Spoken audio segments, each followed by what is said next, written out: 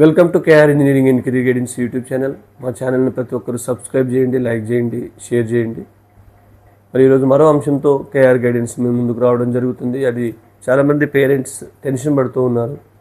మా పిల్లలకు ఏ కాలేజ్ వస్తుంది, ఎక్కడ ఇంజనీరింగ్లో ఏ ఎంట్రన్స్లో మంచి ర్యాంక్ వస్తుంది, ఎక్కడ జాయిన్ చేయించాలనే ఉద్దేశంతో మరి ఇంజనీరింగ్ కాలేజీ ఎంపిక అనేది ఇంటర్ సెకండ్ ఇయర్ విద్యార్థులకు అన్ని ఎంట్రన్స్ తర్వాత చాలా కీలకమైన టాస్క్ అది. మరి ఈ ఇంజనీరింగ్ కాలేజ్ ఎంపిక ద్వారానే మీ పిల్లల యొక్క భవిష్యత్తు రాబోయే రోజుల్లో వారికి భవిష్యత్తు బంగారు బాట అవుతుంది. మరి ఇంజనీరింగ్ కాలేజెస్ ఇన్స్టిట్యూషన్స్ ఎంపికలో మనం ఏవేవి ఆ ఇంజనీరింగ్ కాలేజ్ గురించి మనం తెలుసుకోవాలని కొంత బ్రీఫ్ మీకు ఇన్ఫర్మేషన్ ఇవ్వడం అయితే జరుగుతుంది. దాంట్లో ప్రధానంగా మనకు చాలామంది ఏంటంటే ఇంజనీరింగ్ కాలేజీలో ఎన్ఐఆర్ఎఫ్ ర్యాంక్ చూస్తాం. ఎన్ఐఆర్ఎఫ్ ర్యాంక్ ఎవ్రీ ఇయర్ మనకు మారుతూ ఉంటుంది. కొన్ని కాలేజెస్కి కొంత డిఫరెన్స్గా రావడం జరుగుతూ ఉంటుంది. అంటే ఆ ఇయర్లో అది సాధించిన అచీవ్మెంట్స్ని బట్టి NIRF rank not only placements కాదు, మిగతా అన్ని ఆస్పెక్ట్స్లో చూసి వాళ్ళు ఎన్ఐఆర్ఎఫ్ ర్యాంక్ ఇస్తారు. దాని ఆధారంగా కూడా మనం ఎంచుకోవచ్చు. కానీ ఎన్ఐఆర్ఎఫ్ ర్యాంక్ అన్నాం కానీ ఎన్ఐఆర్ఎఫ్ ర్యాంక్ ఒకటే ప్రాధాన్యత అని అనుకోవడం కూడా కరెక్ట్ కాదు. చాలా వరకు ఉంటాయి. ఎన్బిఏ అక్రిడేషన్ కానీ, న్యాక్ కానీ, ఇట్లా చాలా అడిషనల్ ఎన్నో ఉంటాయి. అటానమస్ కావచ్చు. ఇవన్నీ కాలేజీకి ఉండాల్సిన వాటిల్లో మనకు ఎన్ఐఆర్ఎఫ్ ర్యాంక్తో పాటు ఎన్బిఏ, మనకు న్యాక్ ప్లస్ అటానమస్ ఇవి కూడా కొంతవరకు చూడగలుగుతాం. తర్వాత నెక్స్ట్ ఏంటంటే ఫ్యాకల్టీ. చాలా ఇంజనీరింగ్ కాలేజీల్లో కూడా టాప్ కాలేజీలో పర్వాలేదు, కానీ కొన్ని నార్మల్ కాలేజీలో అసలు ఫ్యాకల్టీ లేదు. మరి ఫ్యాకల్టీ యొక్క ఇన్ఫర్మేషన్ కూడా మీకు తెలుసుకోవాలంటే అక్కడ జరిగే పూర్వ విద్యార్థుల యొక్క ఇన్ఫర్మేషన్ ద్వారా మీకు తెలిసిపోతుంది. తర్వాత నెక్స్ట్ ఇన్ఫ్రాస్ట్రక్చర్ అంటే సిఎస్సి బ్రాంచ్ తీసుకుంటున్నాం, దానికి సరైన ల్యాబ్స్ ఉన్నాయా, మరి నిజంగా కాలేజీలో స్టూడెంట్స్కి సరిపోను మనకు ఇన్ఫ్రాస్ట్రక్చర్ ఆ కాలేజీలో ఉందా లేదా అనే విషయాన్ని కూడా తెలుసుకోవాల్సిన అవసరం ఎంతైనా ఉంది. మీరు స్వయంగా వెళ్ళి తెలుసుకోండి. ఎందుకంటే ఏ కాలేజీ వాళ్ళు ఆ కాలేజీ గురించి బాగానే చెప్పుకుంటారు. కానీ మనం మీకు కొంత టెన్షన్ లేని విషయం ఏంటంటే కేఆర్ గైడెన్స్ ఇవన్నీ మీకు బదులు మేము పరిశీలించి మీకు accurate list, top college list మేము ఇస్తూ ఉన్నాం. ఎవ్రీ ఇయర్ ఇస్తూ ఉన్నాం. ఈ సంవత్సరం కూడా ఇస్తాం.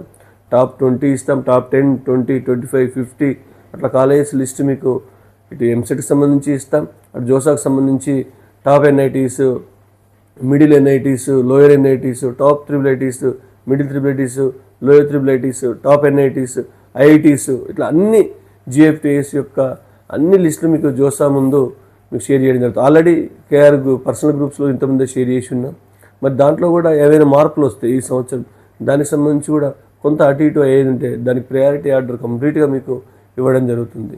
మీ యొక్క ర్యాంక్ కేటగిరీ ప్రకారం పర్సనల్గా మేము మీకు స్పెషల్గా స్టూడెంట్ వైజ్ ప్రయారిటీ ఆర్డర్ చేసి పంపడం జరుగుతుంది. కాబట్టి ఇది కొంత కలిసి వచ్చే అంశం మా గ్రూప్లో ఉన్న వాళ్ళకు.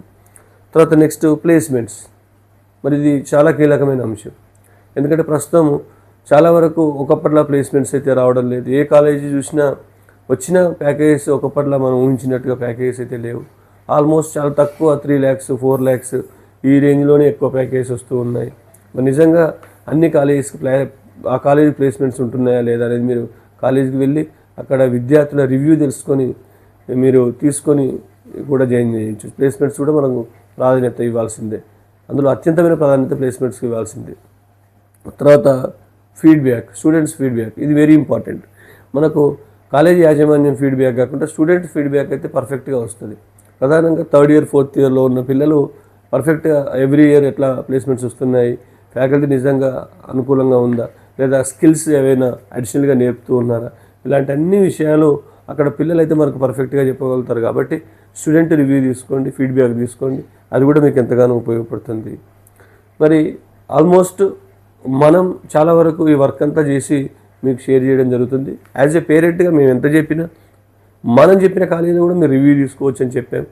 కాబట్టి ఈ 5-6 అంశాలను మీరు పరిగణలోకి తీసుకొని ఇంజనీరింగ్ సంబంధించిన కాలేజీ యొక్క భవిష్యత్తు, మన పిల్లవాడి భవిష్యత్తు ఇంజనీరింగ్ కాలేజీపై డిపెండ్ అయి ఉంటుంది. కాబట్టి గుడ్డిగా ఎవరో యాడ్ ఇస్తే కానీ, లేదా కన్సల్టెన్సీ వాడు ఫోన్ చేశాడని కానీ, లేదా ఫీల్డ్ ట్రిప్ ద్వారా ఆ ఇన్స్టిట్యూట్కి తీసుకెళ్తున్నాడని కానీ పై మెరుగులు చూసి కాలేజీలో జాయిన్ చేస్తే డెఫినెట్గా 4 years తర్వాత మీ పిల్లవాడు ఎట్లా అయితే పంపించినామో అట్లే బ్యాక్ రావడం జరుగుతుంది. కాబట్టి కాలేజీ చాలా ఇంపార్టెంట్ అనమాట.